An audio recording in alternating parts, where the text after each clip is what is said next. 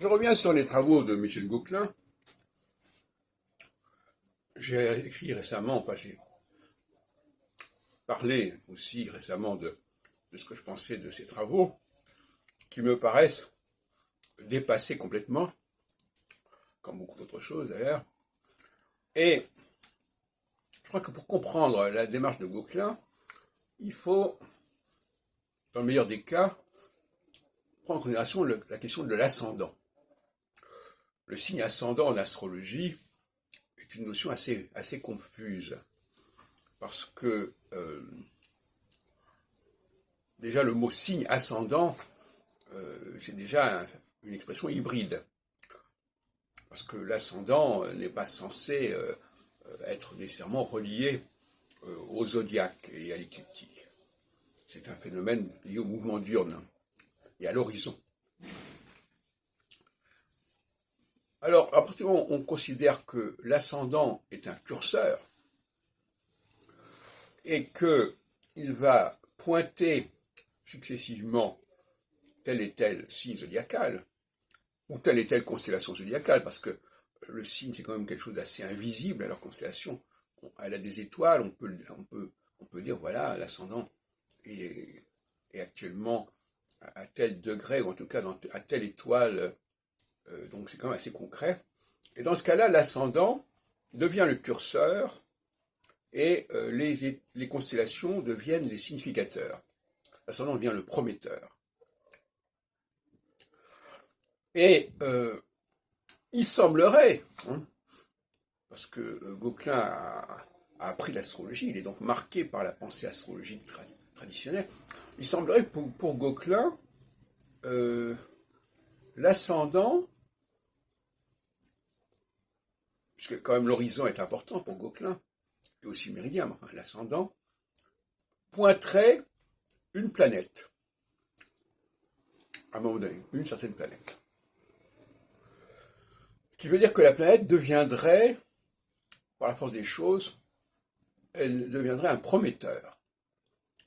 On aurait bon. Alors,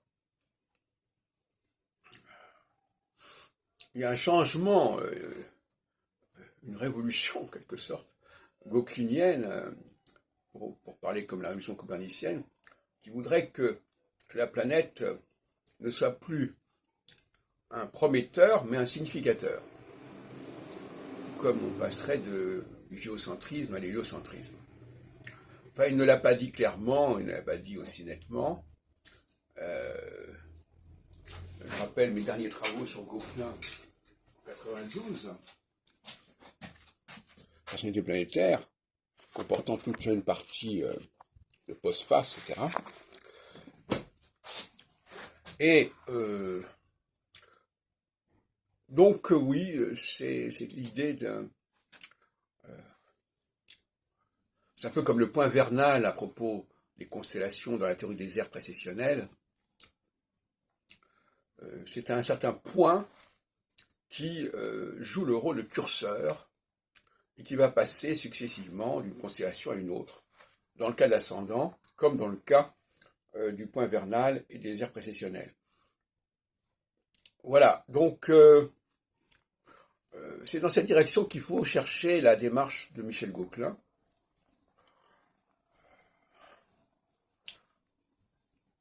Moi, je la trouve assez peu vraisemblable.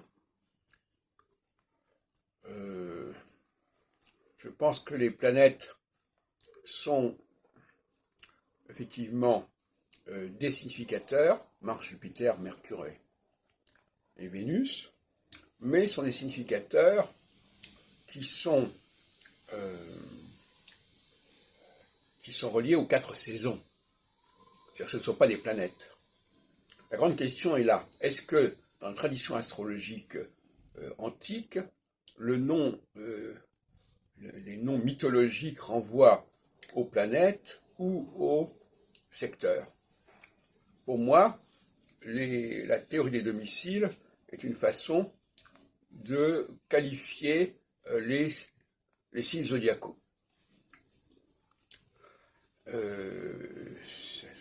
Donc elle n'a rien à voir avec la question des planètes.